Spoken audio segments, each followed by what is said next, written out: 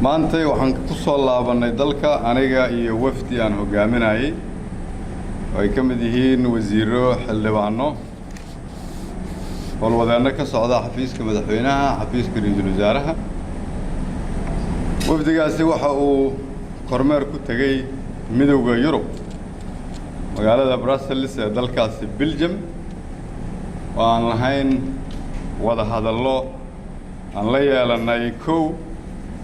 ra'iisul wasaaraha dalka Belgium aan ka wada hadalnay sidii la isaga kaashan lahaa arrimaha amniga horumarinta dhaqaalaha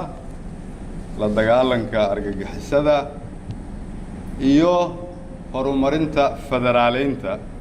oo dalkaasi ay u leeyihiin khibrad dheer sidoo kale waxaan kulan dheer la yeelanay madaxa ugu sarreeya midowga Yurub oo qaabilsan arrimaha dibadda iyo siyaasadda waxaa kaloo la yeelanay shir madaxda midowga Yurub oo qaabilsan arrimaha horumarka arrimaha gargaarka arrimaha wax soo saarka oo ay ka mid yihiin kalluumaysiga sidoo kale waxaan la yeelanay shir ballaaran dhammaan safiirada midowga Yurub oo dhan u qaabilsan arrimaha amniga iyo siyaasadda waxaa kaloo halkaas aan ka qayb qaatay shir aan anigu guddoominayay ay isugu yimideen dhammaan deeq-bixiyayaasha daneeya arrimaha Soomaaliya oo looga hadlayay arrimaha amniga gaar ahaan mashruuca kala guurka amniga ee dib u dhiska ciidanka iyo sidii dawladda Soomaaliyeed mustaqbalka dhow ula wareegi lahayd amniga waddanka oo dhan halkaas waxaan ku soo aragnay dawlado ka kala socda dunida oo dhan oo aaminsan Soomaaliya inay qorayso taariikh cusub Soomaaliya inay gedisay page cusub Soomaaliya inay leedahay fursad cusub oo aaminsan in caawinaadda hadda ay Soomaaliya caawinayaan ay ka duwan tahay caawinaaddii hore maadaama ay aaminsan yihiin inay qayb ka noqonayaan taariikh cusub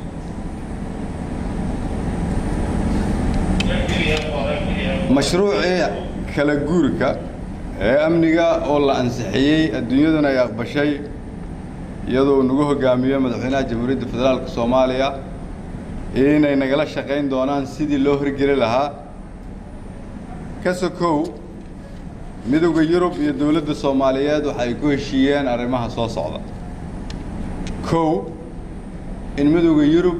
uu siiyo kaalmo dhaqaale oo lagu kabi doono miisaaniyadda dalka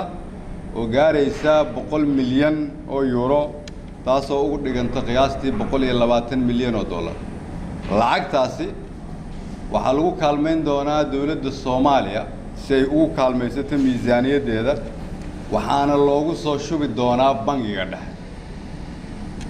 macnaheedu waxay tahay waa dhaqaale si toos ah midowga Yurub uu siin doono dawladda Soomaaliya sidoo kale midowga Yurub iyo dawladda Soomaaliya waxay ku heshiiyeen in mashruuca dib u dhiska ciidanka iyo amniga qorshihii la soo ansixiyay kala guurka in midowga Yurub ay ku kaalmeeyaan dhaqaale gaaraya 80 milyan oo euro oo u dhigma qiyaastii 100 milyan oo dollar sida maanta ay tahay sidoo kale waxaan ku heshiinay inay nagala shaqeeyaan arrimo ay ka mid yihiin horumarinta khayraadka gaar ahaan kalluumaysiga oo ay nagala shaqeeyaan sidii ummadda Soomaaliyeed meel walba joogaan uga faa'iideysan lahaayeen sidii arrimaha khayraadka gaar ahaan kalluumaysiga looga munaafacadsan lahaa sidoo kale waxaan isla garanay inay nagala shaqeeyaan ka hortagga jaridda dhulka nabaad guurka iyo dhoofinta dhuxusha sharci darrada intaas ka sokow waxaan isla garanay in shirka caalamiga ah ee sanadkiiba mar la qabto oo lagu horumariyo arrimaha Soomaaliya lagu qabto isla midowga Yurub gaar ahaan magaalada Brussels 26 Juun oo sanadkan taasoo ay ka wada qayb gali doonaan madaxda Soomaaliyeed iyo dad badan oo Soomaaliyeed taasoo lagu falaqayn doono sidii Soomaaliya loogu caawin lahaa dhaqaale iyo siyaasadba intaas ka sokow waxaan ka qayb galnay shirar kale oo kala duwan oo ay ka mid ahaayeen inaan la kulannay safiirro ka soo jeeda Afrika, Caribbean-ka iyo Pacific-ka oo ku midoobay urur Soomaaliyana ay ka tahay xubin kuwaasoo iyaguna dareensan Soomaaliya inay gaartay meel aad u wanaagsan ballan qaadana inay garab istaagi doonaan dalka Soomaaliyeed. ugu dambeyntii waxaan aragnay dad badan oo Soomaaliyeed oo ah jaaliyadda Belgium iyo jaaliyado badan oo ka kala yimid Yurub oo dhan waxay soo raaceen dadkaasi baabuur iyo diyaarado qaarkood 7 saacadood iyo 8 saacadood ay soo socdeen si ay u tusaan dawladda Soomaaliyeed taageerada ay u hayaan waxaa ka muuqatay yiddiilo Soomaalinimo iyo qaran jacayl waxay runtii igu dhaliyeen inaan dareemo dadka Soomaaliyeed sida ay u dareensan yihiin xataa markii ay joogaan qurbaha in dalkooda